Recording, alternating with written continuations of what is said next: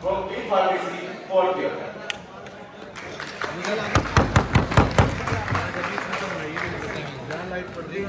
नबीस sir के बराबर में चला जाओ। नबीस सर उधर नबीस Sultan Abuzar Khan from B Pharmacy, fourth year. मतलब मुझे उधर जाना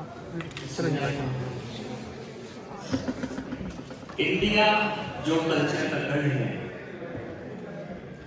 लेकिन ये सिर्फ कल्चर का गढ़ नहीं है। यहाँ यहाँ पे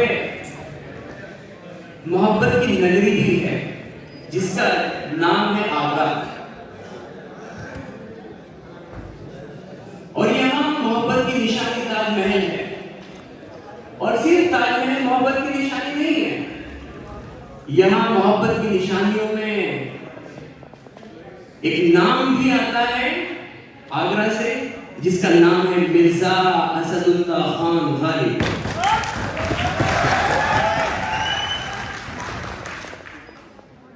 असदुल्ला खान गालिब जो सिर्फ अपनी शायरी में मशहूर नहीं है, अपनी बेबाकी, हाजिर जवाबी, इस तरह जबान में भी वो मशहूर रहे हैं।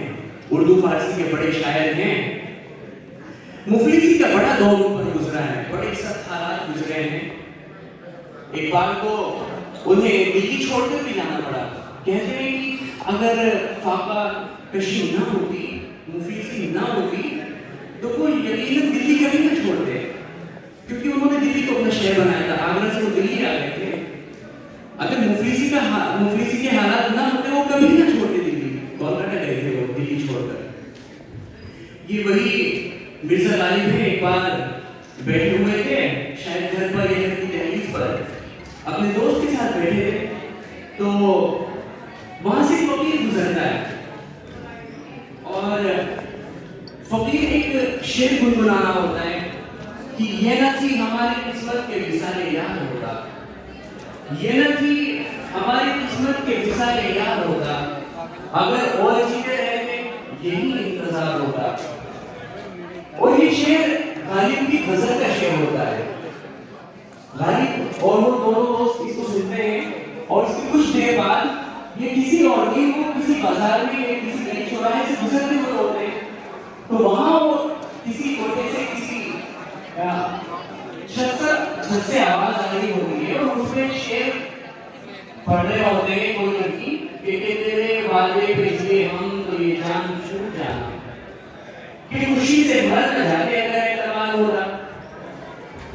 तो गालिब अपने दोस्त को मुखातिब होते हुए कहते हैं कि जिस शायर की गजलें गलियों में फकीर गाए और छतों पर कोई लड़कियां, उस शायर को कोई मान दे सकता है?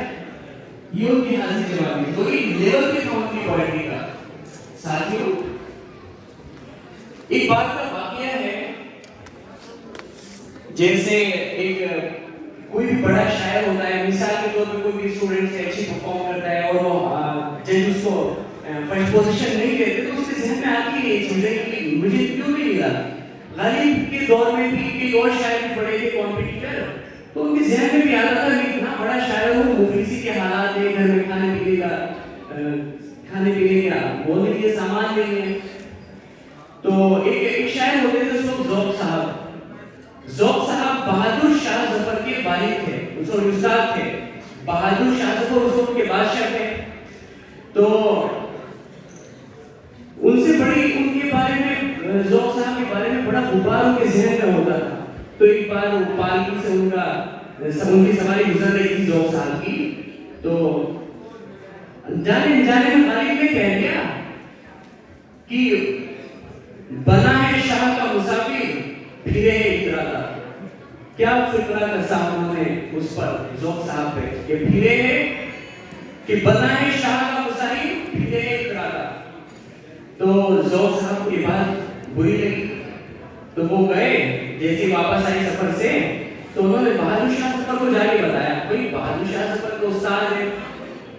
अब मिसाल के तौर पे अगर वो हमें कोई बड़ा लीडर बन गया और हमारे टीचर के बारे में कोई बुरी बात कहेगा तो हमें अच्छी नहीं लगेगी। बहादुर शाह जफर को ये तो शाह सफर क्या करते हैं, एक मुशायरा मुनादिद कराते हैं, यानी एक मुशायरा रखते हैं और मुशायरा मुनादिद होता है तो उसमें बड़े बड़े शायर आते हैं। गालिब भी आए, तो जब गालिब आए सबका इंट्रोडक्शन हुआ, एक शायर आ रहे थे, जैसे कंपटीशन चल रहा है कि इंट्रोडक्शन हो रहा है, इसी तरह सबका इंट्रोडक्शन हो रहा था। तो गालिब आए तो गालिब के बारे में इंट्रोड्यूस कराया गया। तो बहादुर शाह जफर ने तंज कसते हुए कहा, अरे आप तो शायद वही शायर हो जो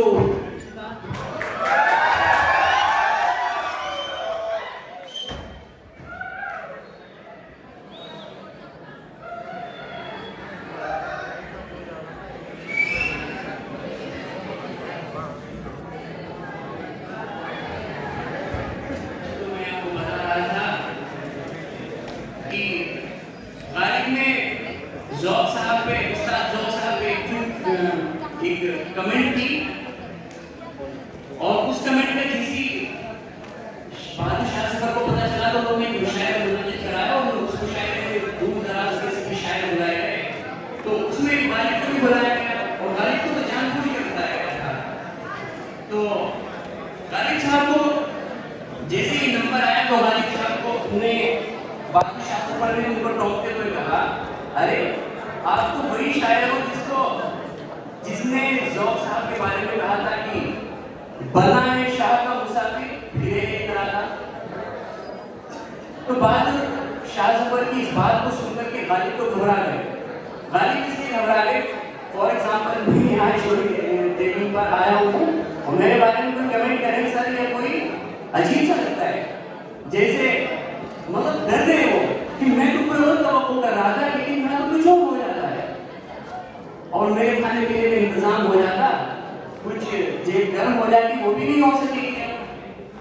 तो मिर्जा गालिब कहते हैं, बादशाह ये तो मेरी गजल का एक शेर था और मैं उसे गुनगुना रहा था, मैंने किसी कोई भी प्रकट नहीं की।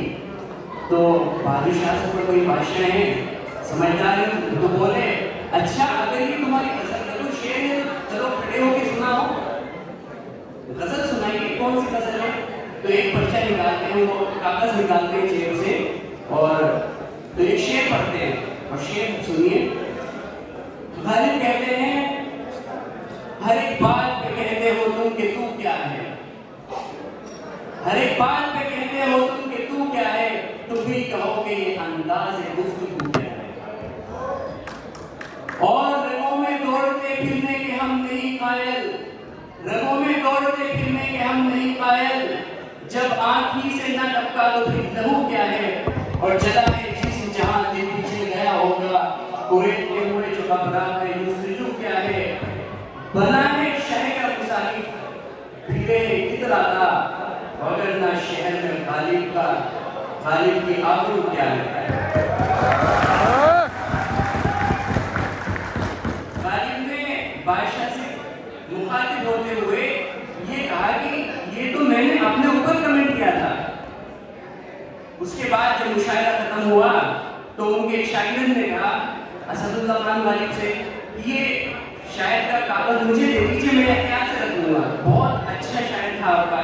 तो गालिब ने एक कागज जेब से निकाला और वो थमाया अपने शायर को। जैसे ही उन्हें सपोर्ट किया तो शायर देखता है इसको कागज खोलकर तो बिल्कुल प्लेन कागज, जिसको कहते हैं प्लेन पेपर, कुछ भी नहीं था उस पर। और ये पोएट्री का लेवल उनमें ये था कि उन्होंने ऑन द स्पॉट ये पोएट्री बोली थी खुद को डिफेंड करने के लिए। ये थे गालिब। एक उनके हाथ से जवाबी का किस्सा मुझे मेरे जहन में आ रहा है। हमारे सहारनपुर में एक शायर गुजरे, फैज सहारनपुरी। फैज सहारनपुरी बड़ी चुटकी शायर थे। तो एक गालिब के बड़े अच्छे दोस्त थे। तो एक बार गालिब और फैज साहब दिल्ली की गलियों में कहीं घूम रहे थे, चौराहों पर। तो उनका लाल बड़ा चुटका था फैज सहारनपुरी का। तो सामने से गले आते हुए नजर आए। तो फैज साहब क्या कहते हैं गालिब को, यार दिल्ली बहुत गधे हैं। अब आप सोचो मैं आपको बोलूँ कि बात कर रहे हैं अजीब सा लगेगा, इस तरह गाली को बहुत अजीब लगा। जब आप हम गाली कहते हैं यार दिल्ली के नहीं है, बाहर से आते हैं। इशारा लोग सहारनपुर की ओर इशारा कर रहे थे, हालांकि ये उनके हाथ से जवाब थी। खैर हम उनको असदुल्ला खान गालिब से याद रखते हैं और वो बहुत बड़े उर्दू फारसी के शायर रहे हैं। मैं अपनी बात को नहीं